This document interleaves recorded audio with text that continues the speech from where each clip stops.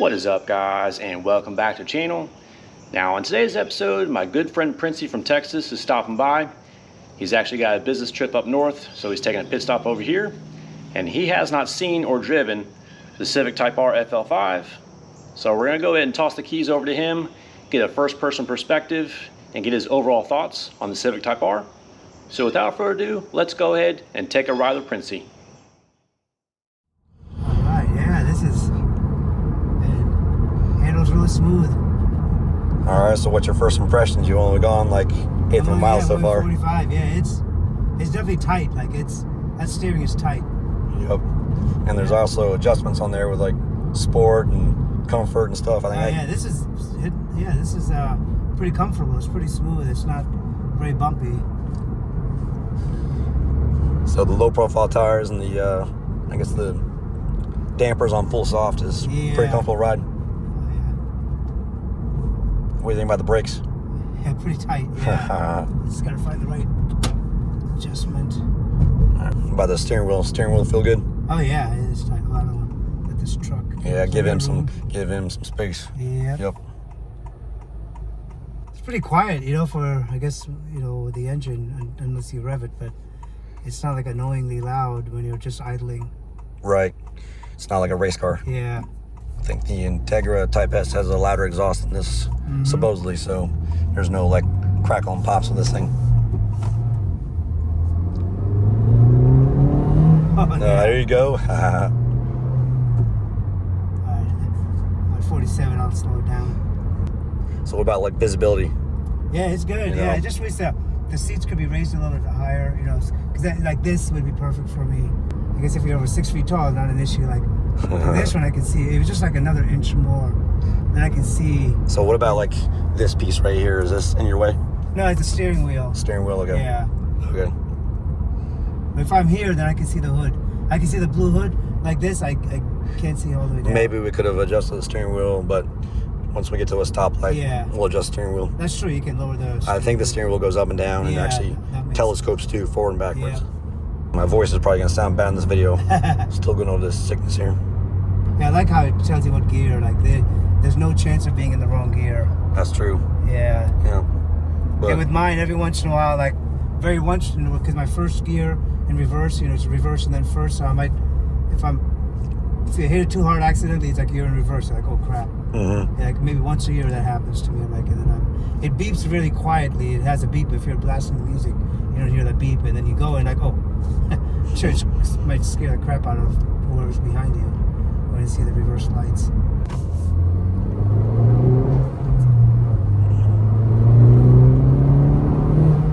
Oh man, third gear took it to 57. Yeah, it gets up. So from an ergonomic standpoint, I guess the only thing you need to do is adjust the steering wheel down and then raise the seat up. Seat up, yeah, for people who are in the mid fives, I guess. How tall are you? What, 5'6"? 6, yeah. Okay. Whoop, the old Cadillac. Yeah.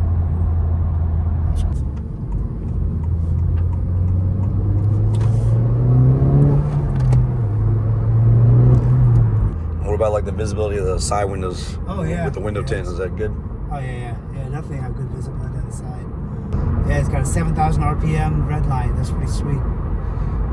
Yeah, you can adjust the gauges to whatever you want, but I think the S2000 style gauges or the R mode looks pretty good. Yeah. So you can kind of mix and match between the full R mode. It always got the temperature, that's kind of all the stats I think that nerds would like. Oil temperature and PSI. engine temperature. Yeah, it's crazy. I think even here on the screen you can get some more gauges, but haven't quite figured that out yet. Yeah. Definitely rides like it's on rails. That is pretty, the handling's pretty tight. With a 265 tires. I think the Michelin, the PS4 tires, I think, comes in this, contributes a lot to that. Yeah. Gotta do that wiggle.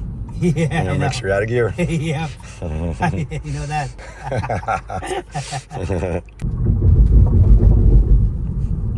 It handles the bumps just fine. Yeah, like you said, you have it on comfort mode. Let's see how this turning radius is. There you go. Yeah, pretty tight. Mm-hmm. Nice. No, you gotta pull it. Oh, Pull this thing up. there you go, tight. And you got a light on. There you go. Nice. Well, it can be a lot of fun, I'm sure. You're gonna have years and years of fun. Hopefully hundreds of thousands of miles of fun. So it handles tight, and I know you told me the mileage is good. And we didn't even open it up that much, you know. Yeah, I think like probably 5,000 or something like that. Yeah, yeah. So, and because that speed limit of 35 or 45 comes at you real quick. So, but I can imagine when you're getting on a lane, getting on the highway there, you know, trying to get to 70, holding third or fourth gear, man, you'll be in 70, 75 in no time. Right. Like, you know, you'll be right there ready to merge with traffic. No doubt. It's a fun ride, man. Yeah, you don't want to get in too much trouble. Yeah, that's what I'm saying. Just merge, you know, get a highway speed 70 and then cruise it at just above the speed limit. Right. But yeah, it looks nice. I mean, I like the black and red. You know, it's a really clean looking cabin. So how does this compare to your Genesis Coupe's six speed? Yeah, it's Make sure you emphasize 6-speed. yeah, the 6-speed ultimate. And V6. Yeah, it's a V8, V6, yeah, 6-speed, V6 3.8 rear-wheel drive. So yeah, I mean, it's obviously this one you're not gonna. I guess I didn't really launch it, but this one, I guess, because the weight goes back, maybe I would, you know, the front tires might skip a little bit, but Yeah, with the front-wheel drive characteristics. yeah. Yeah. Whereas mine, if I haven't punched it lately, but it'll fishtail a little bit. Obviously, that's not an issue with front-wheel drive vehicles, you know, with the fishtail. Yeah, the Genesis, of course, a lot heavier, so you can feel the heft, versus this feels so much lighter. Well, yeah, the shifts are a little bit tighter here. Clutch is this is definitely springier, but probably because it's new. You know, when mine was new, it might have been a little bit springy as well, but now it's definitely softer. I mentioned the visibility with mine because I guess I have a little bit higher view, so I can see the road a little bit better. The mirrors are, you know, these do have big mirrors. I think I like the visibility here. Of course, you have the little warning. You know, not that I have on multiple lanes, but you have the lane detection. You know, whenever a car is passing your blind spot, so that's nice. Mine doesn't have that because that wasn't a requirement back in 2015. Well, since we're parked, might as well try the steering wheel adjustment. Why don't you adjust that, see if your visibility helps a little bit. So is that? I don't know, there's a lever probably on the bottom or the side. Oh, there it is, yeah. Yeah, all right. Oh yeah, just an inch would have, because you actually was at the top right now. Okay. And because you have longer legs, so yeah, this is at the very bottom. If I just moved it right there, so as you can see, I'm in world. That's not even an inch. Yeah, that would have. So yeah, the lever's on the left side. All right, so I'll move it back up where you had it. All right. So, and the telescope is not a big deal, but I'm sure if I would have wanted to, there's probably a way we can move it up. But it was mainly just because this was. If I was like this, I could see this fine. But you know, I'm wondering if they had done blue and black to match that, how that would look. But the red and black kind of looks nice too. So exterior has like one color scheme, and then the interior has another color scheme. So that's kind of cool.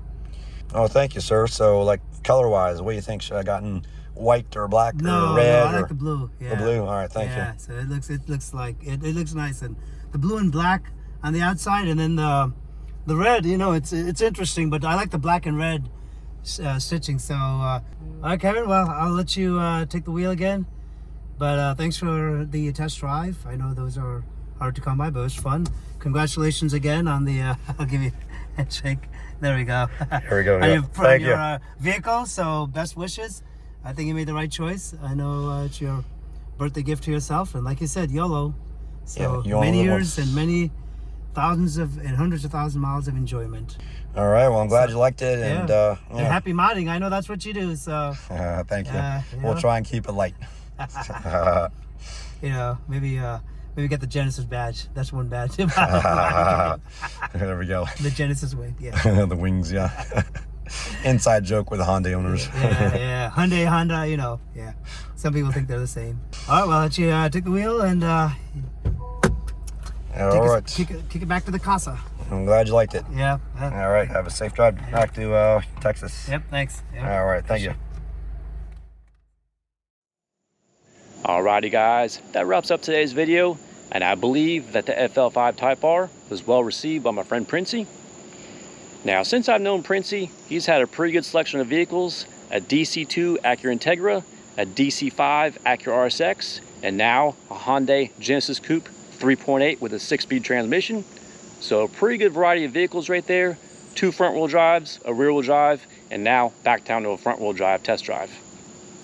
Anyhow, I've known Princy since about 2002. I met him at the Acura RSX Club, which was Club RSX at the time. So it's pretty awesome having friendships linked to vehicles right there. Anyhow, if you guys are enjoying the Type R FL5 content, please give me a thumbs up. Thanks for watching, and have a fantastic day.